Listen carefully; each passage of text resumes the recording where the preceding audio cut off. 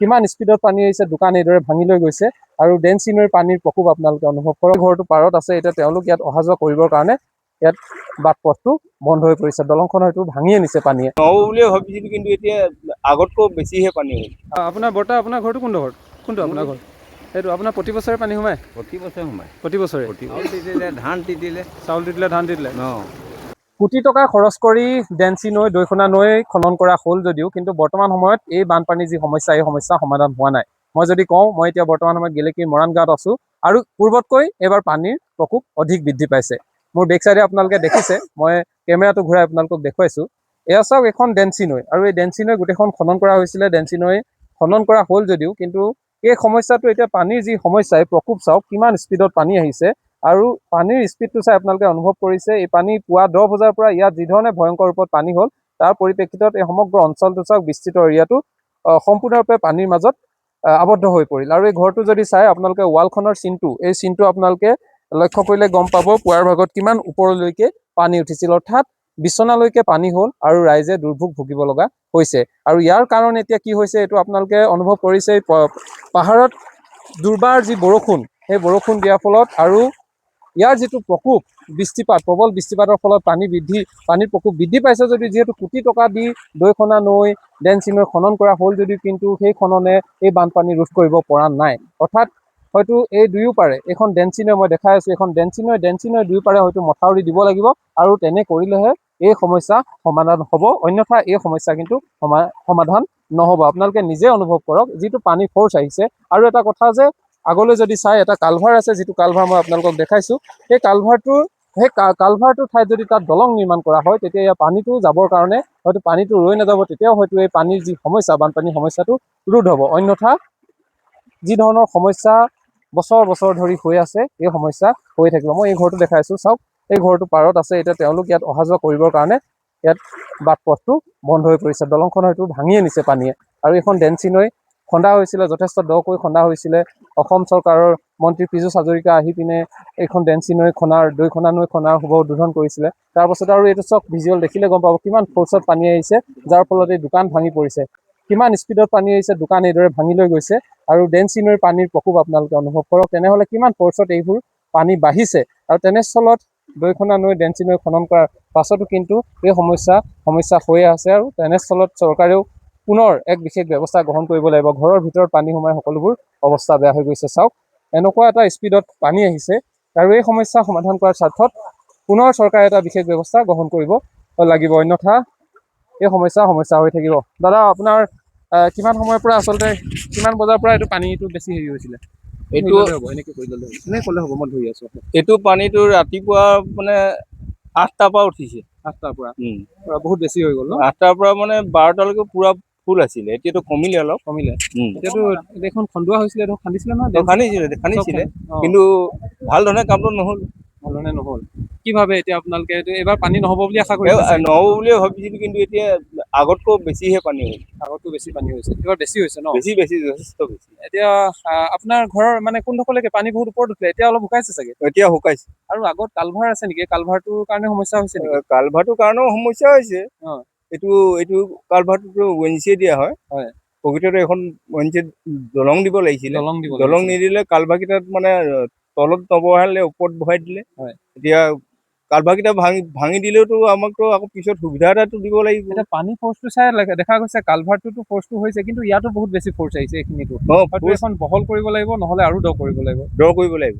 বহল আৰু দ কৰিব লাগিব, আৰু মাথাই দুই চাইডত মাৰিব লাগিব।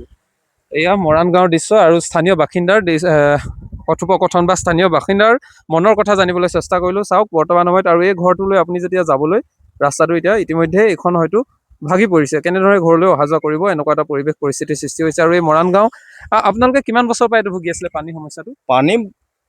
এইটো সমস্যাটো প্ৰায় আজিতো মই জন্ম হোৱাৰ পৰাই দেখাত, মানে আগচোৱাটো তেনেকে পানী আহে যদিও নদী মানে ৰাস্তাত নুবুৰে। আজি কেইবছৰমান যেতিয়া কয়লা খনন কাৰ্য চলিলে, তেতিয়াৰ পৰা মানে আমাৰ এইটো পানীটো বেছি হ'বলৈ ধৰিলে।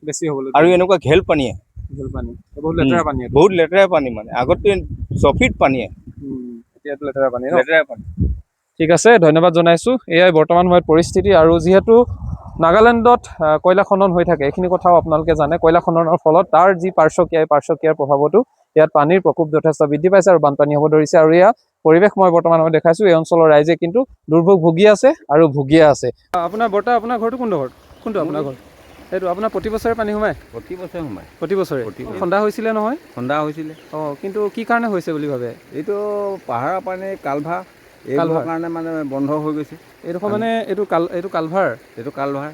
ইয়াত দলং দিব লাগিছিলে। দলং দিব লাগিছিলে, কিন্তু দলং নিদিয়া দুখত তেনেকুৱা পানী অৱস্থা হ'বলগীয়া হৈছে। আপোনাৰ এতিয়া কিমান বছৰ হ'ল আপোনালোকে এই বানপানীৰ সমস্যা ভুগি থকা? এই বানপানীৰ সমস্যা হোৱা আজি 13 বছৰমান হৈ গ'ল। 13 বছৰ ভুগিয়ে আছে? আজি এতিয়া আপোনাৰ তলৰ ঘৰটোত থাকিব পৰা নাই? তলৰ ঘৰটোত থাকিব পৰা নাই, 1.5 ফুটৰ ওপৰত পানী হৈছে। এইটো কালভাৰটো কেতিয়া বনালে? এইটোতো হেৰি ONGCয়ে কিমান দিন হ'ল? এই 16 চনত। 16 চনত। মানে এতিয়া নৈখনৰ একচুৱেলি ক্ষমা কৰিব, ডেন্সি যিমান পানী আহিছে মানে ইয়াত যিমান স্পীডত ৰ'ব নোৱাৰে মানে ন? ৰ'ব নোৱাৰে। সৰু হৈছে এইটো দিনটো। আৰু এইটো মানে আগে আছিলে এইফালে বাগানৰ কালভাৰ আছিলে। হয়। এতিয়া সেইবিলাক বন্ধ হৈ গ'ল, এতিয়া আমাৰ নদীত পানীটো অভাৰ হৈ গৈছে। এইটো অভাৰ হৈ এনেকৈ আহিছে ন? কালভাৰবিলাক বন্ধ হৈ গ'ল। বন্ধ হৈ গ'ল ন?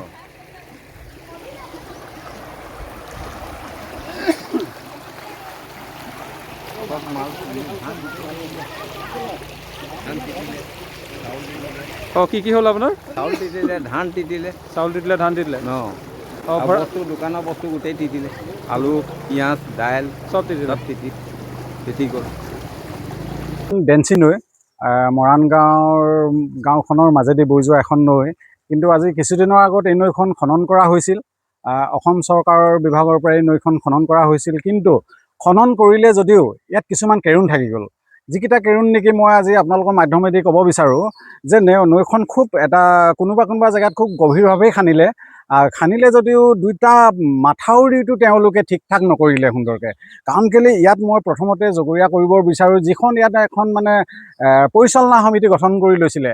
এইখন নৈখন খননৰ সময়ত গোটেই 3খন নামদাং, দৈখনা, ডেন্সি এখন সুন্দৰ পৰিচালনা সমিতি গঠন কৰা হৈছিল। সেই পৰিচালনা সমিতিখনৰ তত্বাৱধানত হয়তো ঠিকাদাৰক এইটো খুব মানে প্ৰেছাৰাইজ কৰি কামটো ভালকৈ কৰাব নোৱাৰিলে। তাৰ কাৰণে এই ডেন্সি নৈখনৰ এটাই মূল কাৰণ, ইয়াত আজি মানুহখিনি ডুবিবলগীয়া এটা কাৰণে হৈছে যে নৈখন খান্দিলে ঠিকেই আছে, কিন্তু ONGC এইফালে এটা ডিল চাইড আছে। ONGC যিটো ৰিগ আছে, ৰিগলৈ তেওঁলোকৰ সামগ্ৰী নিবৰ কাৰণে এই নৈখনত দুটা কালভাৰ বহাই দিলে ONGCয়ে। 2016 চনতে তেওঁলোকে কালভাৰ বহাই যিটো খনন আৰু উৎপাদনৰ কাৰণে কাম কৰিলে, সেইটো এটা ডাঙৰ এটা মূৰ্খামি কাম কৰিলে তেওঁলোকে। কিন্তু এইবাৰ এই যিখন নৈ খননৰ পৰিচালনা সমিতিখনে অন্ততঃ ঠিকাদাৰ আৰু তেওঁলোকৰ যিসকল বিভাগীয় বিষয়াসকলক বাধ্য কৰাব নোৱাৰিলে যে এই নৈখনৰ ওপৰত থকা কালভাৰকেইটা যে উঠাই পিনি এখন দলং তাত দিব লাগে, সেই কথাটো তেওঁলোকে বাধ্য কৰাব নোৱাৰিলে।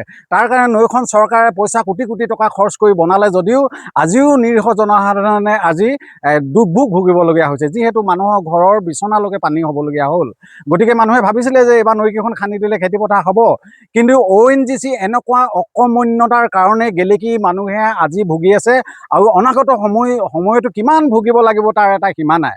কাৰণ কেলৈ ONGC এটা তেলখাত আছে, ONGCয়ে জানিব লাগে ONGCৰ দৰে এটা মহাৰত্ন প্ৰতিষ্ঠানে এখন মানে কালভাৰ দুটা দি পিনি তাত খনন আৰু উৎপাদন কৰিবই নালাগে। তেওঁলোকে যিখন নৈ কিমান সোঁত আছে এই নৈখনত চাওক, আৰু ইয়াৰ গভীৰতাও বহু বেছি।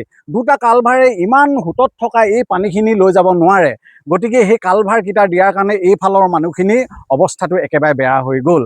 গতিকে পুনৰ মই ONGCক দাবী জনাব বিচাৰোঁ যে অসম জাতীয়তাবাদী যুৱ ছাত্ৰ পৰিষদৰ তৰফৰ পৰা আপোনালোকৰ এনেকুৱা কথাবিলাক আপোনালোকে ত্যাগ কৰক। অন্ততঃ খাতি খোৱা মানুহৰ কাৰণে, সহজ সৰল জনতাৰ কাৰণে, গেলেকীবাসী ৰাইজৰ কাৰণে ভাল চিন্তা চৰ্চাই কাম কৰিবলৈ আগবাঢ়িবলৈ আমি অনুৰোধ জনালোঁ। বেছিয়ে হৈছে। আজি কেইটা বজাৰ পৰা হৈছিলে আপোনালোকে? 10টামান বজাৰ পৰা। ভিতৰত চব তিতিলে নেকি আপোনাৰ? তিতিছে আকৌ ভিতৰত বস্তু পাতিব। কি তিতিলে? এতিয়া বিচনা পাতি এইবোৰ তিতিয়ে গ'ল, ইমান সোনকালে তুলিব নোৱাৰি নহয়। পটাপট পানীটো উঠি গ'ল নাই, একদম ভাও ঘূৰাই আহি গৈছে পানী। আপোনালোকৰ সন্মুখতে এখন খন্দা হৈছিলে নহয়, সন্মুখতে খান্দিছিলে চাগে? কি কৰিলে সমস্যা সমাধান হ'ব বুলি ভাবে বাৰু? মুঠাই মাৰিব লাগিব, মাটি দিব লাগিব, হয় নহয়? দুই পাৰে মুঠাই হ'লে নৈ পানীটো যাব। নহ'লে এইটো সমাধান নহ'ব, সমাধান নহ'ব। তেতিয়া পানীটোৰ কাৰণে এতিয়া মুঠাইটো বন্ধ কৰিব লাগিব। কমিশ্যন ৱালখন খহি গ'ল, চাইডত এই ৱালখন আছিলে, ৱালখন খহি গ'ল। ৱাল আছিলে নেকি?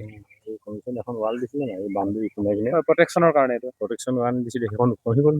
হয়, পানী হয়, পানী পৰি গ'ল হয়। হয়, হয়। ঠিক আছে বাৰু। অ। এই দুৰ্যোগ কেতিয়ালৈকে ভুগিব তাৰ কোনো নিশ্চয়তা নাই। নৈকেইখন খান্দিলে হয়, কিন্তু বহু ঠাইত নৈ খন্দাৰ ফলত ইয়াৰ উপকাৰ হৈছে, কিন্তু বহু ঠাইত এনেধৰণৰ সমস্যা এতিয়া এই সমস্যা হৈ ৰৈছে। এই ক্ষেত্ৰত এতিয়া চৰকাৰে কি ব্যৱস্থা গ্ৰহণ কৰে এয়া লক্ষণীয় হৈ ৰ'ব। আৰু ডেন্সি নৈয়ে বৰ্তমান সময়ত অৱস্থিতি আপোনালোকক দেখালো। আৰু এই ক্ষেত্ৰত আপোনালোকে কি মন্তব্য আগবঢ়াই জনাব বুলি আশা কৰিলো। লগতে ইয়াৰ এতিয়া বৰ্তমান সময়ত বিধায়ক আৰু লগতে চৰকাৰে এই সন্দৰ্ভত বিশেষ ব্যৱস্থা গ্ৰহণ কৰিব বুলি আমি আশা কৰিছো।